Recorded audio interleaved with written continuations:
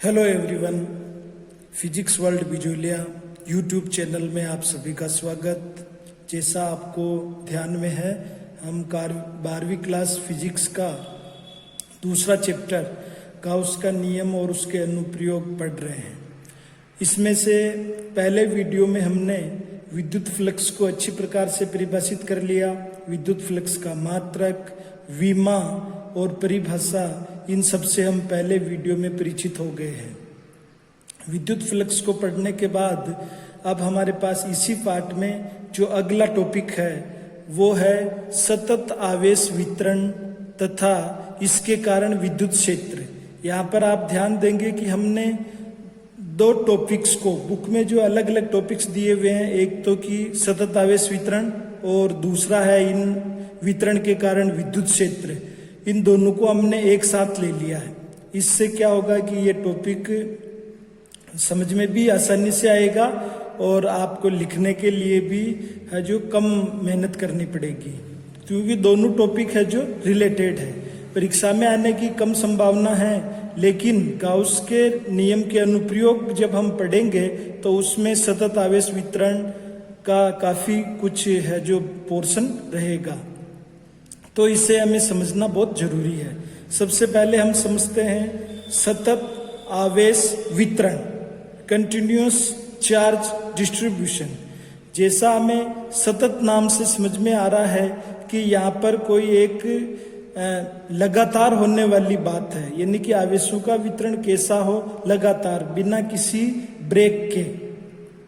जैसा हम अभी तक अध्ययन कर रहे थे कि एक आवेश का अध्ययन कर रहे, एकल आवेश का अध्ययन कर रहे थे, और पहले पार्ट में हमने स्थिर विद्युत की जो है उसमें इसी का अध्ययन किया था, स्थिर विद्युत आवेशों का।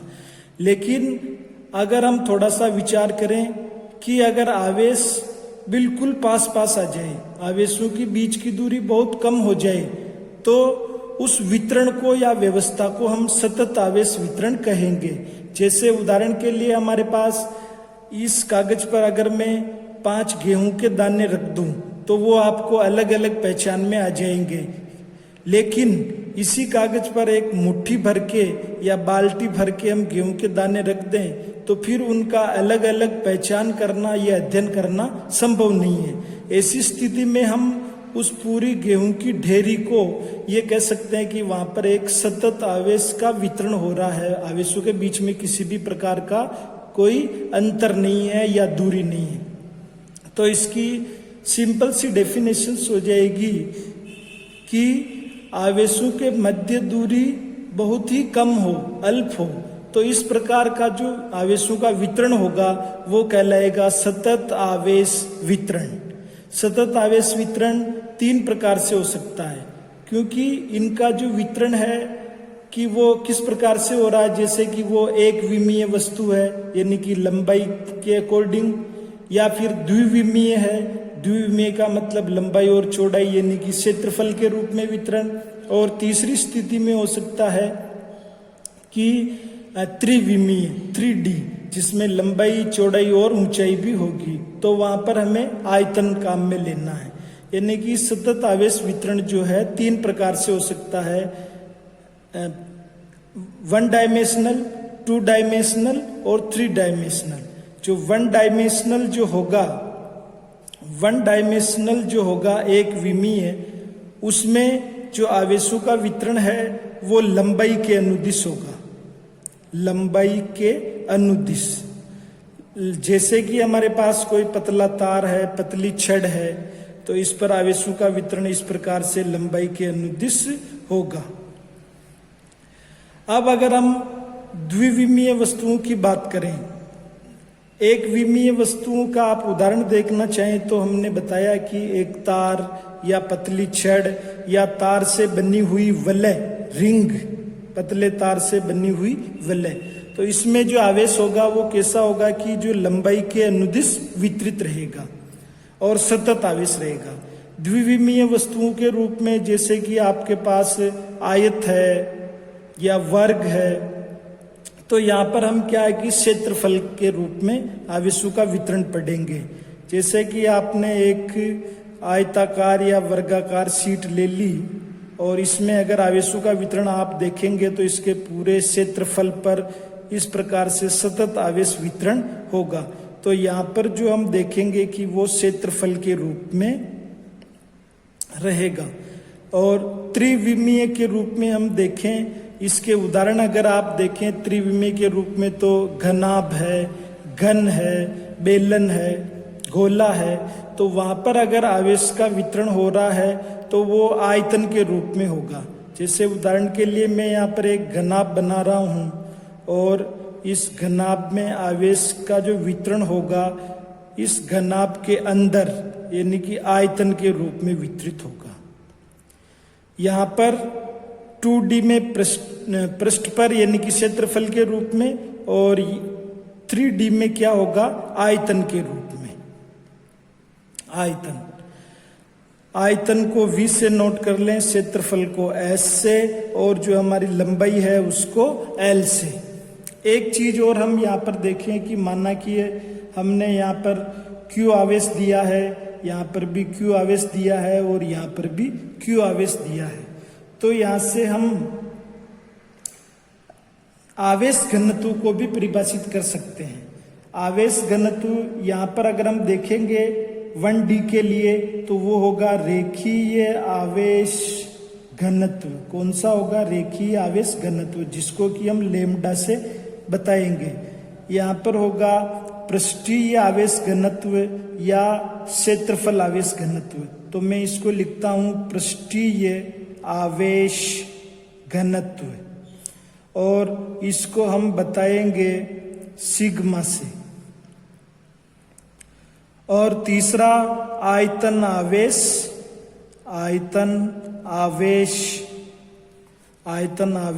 घनत्व, इसको हम बताएंगे रो से। अब इस रेखीय आवेश घनत्व को अगर हमें परिभाषित करना है तो अपन देखेंगे कि एकांक लंबाई पर कितना आवेश वितरित है। एकांक लंबाई पर यानी कि रेखीय आवेश घनत्व के लिए हम लिखेंगे कि लंबाई तो हमारे पास L है और इस पर जो आवेश की मात्रा जो है वो Q है।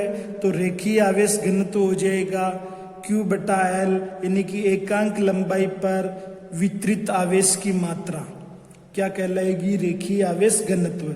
अगर हम मात्रक देखें तो कूलाम, ये आवेश का जो मात्रक है कूलाम, लंबाई का मात्रक है मीटर। अब देखते हैं अपन पृष्ठीय आवेश घनत्व, जिसको कि सिग्मा से अपन बता रहे हैं। यहाँ पर लंबाई नहीं आएगी क्योंकि जो हमारा आवेश का वितरण है वो क्षेत्रफल के अनुसार हो रहा है, क्षेत्रफल में हो रहा है। तो क्षेत्रफल के लिए हम एकांक क्षेत्रफल में जो आवेश की मात्रा होएगी उसको हम कहेंगे पृष्ठीय आवेश घनत्व। इसका मात्रक आप लिखेंगे, आवेश का मात्रक कूलाम, क्षेत्रफल का मात्रक मीटर स्क्वायर। और आयतन आवेश घनत्व उसको हम रो से बता रहे हैं। तो यहाँ पर आयतन को हम काम में लेंगे, आयतन V है और ये यहाँ पर चार्ज या आवेश जो है Q है। तो आयतन आवेश घनत्व हो जाएगा Q/V और इसका मात्रक हम चाहें तो कूलाम मीटर क्यूब मिलेगा। तो यानी कि अभी तक हमने देखा कि सतत आवेश वितरण की क्या परिभाषा है और सतत आवेश वितरण कितने प्रकार से हो सकता है। 3 प्रकार से, रेखीय आवेश वितरण, पृष्ठीय आवेश वितरण और आयतन आवेश वितरण। और उस घनत्व को भी हमने परिभाषित किया है और घनत्व के सूत्र देखे अपन ने और ये अलग अलग मात्रक भी देखे। इन्हीं चीजों को मैंने नोट्स के रूप में यहाँ पर लिखा है, जिसको अपन एक बार पढ़ लेते हैं। ये टॉपिक हमारा 2.2 सतत आवेश वितरण तथा इसके कारण विद्युत क्षेत्र। सबसे पहले मैंने सतत आवेश वितरण को परिभाषित किया है, आवेशों का ऐसा वितरण जिसमें आवेशों के मध्य दूरी बहुत ही कम हो सतत आवेश वितरण कहलाता है। यदि किसी वस्तु पर नेट आवेश हम Q माने तब इसे कहीं सूक्ष्म अवयवों, छोटे छोटे अवयवों के रूप में बांटेंगे तो उससे कहेंगे dQ। प्रत्येक अवयव को यानी कि जो अवयवों का वितरण होगा वो लंबाई के अनुदिश हो सकता है, क्षेत्रफल के अनुदिश हो सकता है या फिर आयतन के अनुदिश हो सकता है। इस आधार पर हम देखेंगे कि आवेशों का जो वितरण है वो 3 प्रकार से हो सकता है। पहला रेखीय आवेश वितरण, दूसरा पृष्ठीय आवेश वितरण और तीसरा आयतन आवेश वितरण। तो इस वाले पेज में आप जो है इस वीडियो को पॉज करके परिभाषाएं और थोड़ी सी ये जानकारी है आप नोट करें। नोट कर लिया होगा आपने। अब हम पहला जो हमारा आवेश वितरण है रेखीय आवेश वितरण, उसको पढ़ते हैं। आज हम रेखीय आवेश वितरण को पढ़ लेंगे और अगला जो वीडियो हमारा तीसरा होगा उसमें हम पृष्ठीय आवेश वितरण और आयतन आवेश वितरण, इसके साथ साथ जैसा कि हमने टॉपिक में लिखा है कि हम विद्युत क्षेत्र भी पढ़ेंगे, तो विद्युत क्षेत्र का जो डेरिवेशन है वो भी हम यहाँ पर निकालेंगे।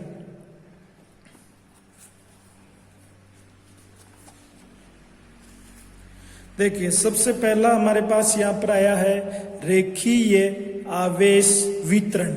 इंग्लिश में हम इसको कहेंगे लीनियर चार्ज डिस्ट्रीब्यूशन। यहाँ पर क्या होगा कि हमारा जो आवेश है वो लंबाई के अनुदिश वितरित रहेगा। ये परिभाषा लिखी मैंने, यदि आवेश एक पतली छड़ पर इस प्रकार वितरित है कि आवेशों के मध्य दूरी बहुत कम हो तो इसे रेखीय आवेश वितरण कहते हैं। उदाहरण के लिए हम तार या पतली छड़ ले सकते हैं और पतले तार से बनी हुई रिंग वलय, उसकी जो परिधि पर आवेशों का वितरण होगा वो भी रेखीय आवेश वितरण माना जाएगा। अब रेखीय आवेश वितरण के बाद में हमें रेखीय आवेश घनत्व को भी परिभाषित करना है। इसे परिभाषित करेंगे तभी हम विद्युत क्षेत्र, इस आवेश वितरण के कारण विद्युत क्षेत्र की गणना या सूत्र डिराइव कर पाएंगे। तो रेखीय आवेश घनत्व का जैसा अभी हमने देखा था कि जो है कि प्रति एकांक लंबाई पर आवेश कितना आवेश वितरित है उसको ही रेखीय आवेश घनत्व कहते हैं। किसी रेखा के प्रति एकांक लंबाई पर उपस्थित आवेश रेखीय आवेश घनत्व कहलाता है। समझने के लिए यहाँ पर हम एक चित्र बनाते हैं। ये लंबाई के अनुदिश आवेश वितरित है और हमने एक छोटा सा अल्पांश लंबाई का छोटा सा अल्पांश dl लिया है। इस अल्पांश लंबाई में जो हमारा आवेश होगा उसको भी हम अल्प लेंगे dq, और इस अल्पांश से r दूरी पर बिंदु P स्थित है जिस पर हमें विद्युत क्षेत्र या विद्युत क्षेत्र की तीव्रता मालूम करनी है। क्योंकि हमारा अल्पांश है तो विद्युत क्षेत्र भी अल्पांश के रूप में होगा। अल्पांश लंबाई dl में अल्पांश आवेश dq है जिससे r दूरी पर स्थित बिंदु P पर विद्युत क्षेत्र हमें ज्ञात करना है। जैसा हमने अभी परिभाषा दी है रेखीय आवेश घनत्व की कि एकांक लंबाई पर कितना आवेश वितरित है dq/dl। मात्रक हम देखेंगे तो कूलाम प्रति मीटर, और विमा अगर आप देखेंगे तो जो आवेश की जो विमा है, आवेश Q बराबर IT, यानी I क्या हमारे पास धारा, T क्या है टाइम। तो यहाँ पर धारा के लिए एम्पियर, टाइम के लिए कैपिटल T, और जो हमारे पास मीटर लंबाई है वो बटे हुए में है तो वो हो जाएगी L-1। तो ये हमारे पास विमा हो गई रेखीय आवेश घनत्व की। अब रेखीय आवेश घनत्व को परिभाषित करने के बाद हम देखते हैं कि इसका विद्युत क्षेत्र निकालें। विद्युत क्षेत्र निकालना का जो तरीका है वो हम पहले चैप्टर में पढ़ चुके हैं कूलाम के नियम से। फिर भी हम यहाँ पर मैथमेटिकली उसको वापस से यहाँ पर डिराइव करेंगे इस वाले सूत्र में, तो आप दोबारा से आप इसे समझ सकते हैं कि किस प्रकार से हमने प्राप्त किया था। इस पिछले वाले पेज को आपने नोट कर लिया होगा। इसको वीडियो को पॉज करके और इससे आप नोट कर लें। वीडियो को पॉज करके इससे यहाँ तक नोट करें। चलिए, अब क्योंकि हमें अब रेखीय आवेश वितरण जो हो रहा है उसके कारण विद्युत क्षेत्र निकालना है। तो ये एक सिंपल सा तरीका हमारे पास है कि यहाँ पर हम उस चित्र को बार बार देखेंगे। ये रहा हमारे पास में चित्र। इस चित्र में हम देख रहे हैं कि हमारे पास यहाँ पर जो है आवेश dq है, आवेश dq, और बिंदु P पर हमें एक परीक्षण आवेश Q नोट लेना पड़ेगा।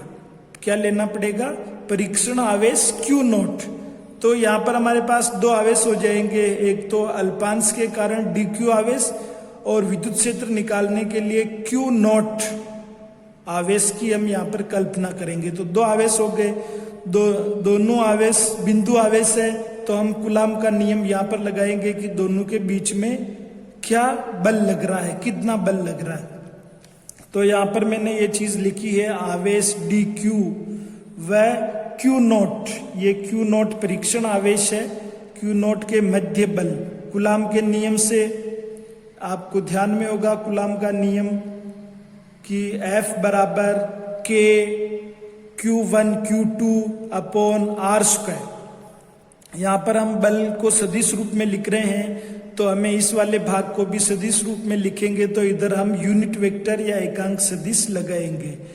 यहाँ पर दो आवेश, पहला आवेश dq, दूसरा हमारा परीक्षण आवेश, और दोनों के बीच की दूरी स्मॉल r है, तो r का स्क्वायर। ये कूलाम के नियम से आया है। क्योंकि हमने ये जो बल निकाला वो केवल अल्पांश के लिए निकाला था। अब हम चाहते हैं कि भाई संपूर्ण आवेश, यानी कि संपूर्ण आवेश जो Q है, उसके कारण हमारा परीक्षण आवेश जो Q नोट है उस पर कितना बल लग रहा है। तो आपने जो अल्पांश के लिए ये निकाला है, इसका हम समाकलन कर दें। तो हमने यहाँ पर ये समाकलन किया, और Q naught upon 4 pi epsilon note को बाहर लिया समाकलन से, dq अपॉन r स्क्वायर। यहाँ से आप थोड़ा ध्यान देंगे कि हमने जो रेखीय आवेश घनत्व को परिभाषित किया है, यहाँ देखिए, रेखीय आवेश घनत्व को हमने परिभाषित किया, ये लेमडा बराबर dq अपॉन dl। तो आप यहाँ से dq का मान अगर निकालें तो dq का मान आएगा लेमडा dl। देखिए यहाँ पर ये हमारे पास जो है dq है, dq की जगह हम लिख सकते हैं लेमडा dl। कहाँ से लिखेंगे? समीकरण 1 से। तो ये हमारे पास समीकरण 2 हो जाएगी।